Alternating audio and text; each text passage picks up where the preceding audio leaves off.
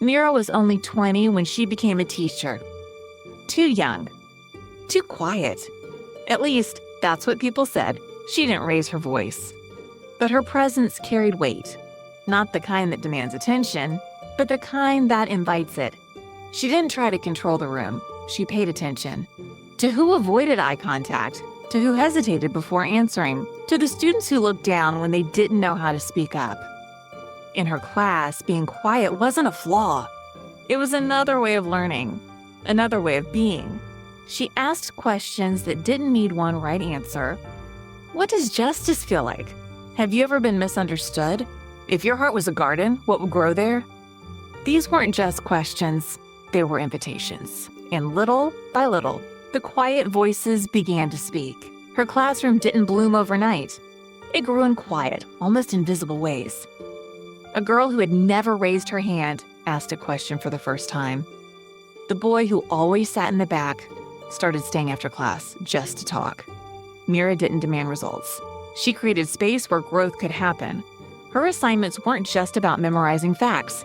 They were about building trust. Write a letter to your future self, the version of you who already believes in who you are. And one of her favorite prompts: what kind of learner are you? So I can adapt my lessons to meet you where you are.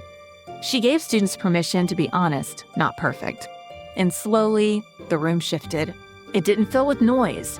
It filled with ease, curiosity, and the kind of laughter that grows when people feel truly seen. After class, while most teachers rushed off, Mira stayed behind, not out of duty, but to reflect. She reviewed more than the lesson plan. She reviewed her students. Jen struggled to follow the reading, so the next day she paired him with someone kind and slowed the pace. Sarah looked drained, so Mira softened the group work, less pressure, more breathing room. Ollie couldn't sit still. He tapped his pencil, hummed during quiet time. But he wasn't distracted. He just needed a different way to be heard.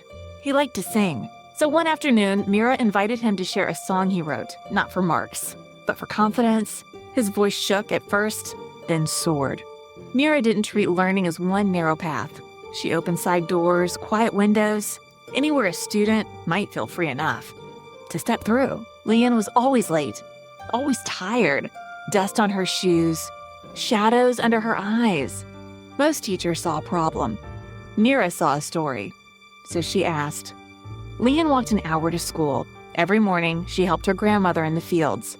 Her parents were far away, working in the city. No one had ever made room for that truth. Until Mira, that weekend, she found a used bicycle, cleaned it, fixed the brakes, painted it sky blue. On Monday, she wheeled it to the school gate and said quietly, "This is for you, so you don't have to carry everything alone." From then on, Lynn arrived early. She smiled more. She stayed for help after lunch. One day, she told Mira, "I want to be a nurse, to help people like you helped me." Mira didn't ask for thanks. She didn't make a speech. She just watched her student ride forward, lighter, freer, and seen. Mira didn't teach for test scores, recognition, or applause. She taught to uncover the kind of brilliance that doesn't always follow rules. The kind that's quiet, unpolished, hidden beneath hesitation. She saw her students not as problems to fix, but as people becoming. Some struggled with reading, others with confidence. A few just needed to learn in a different rhythm.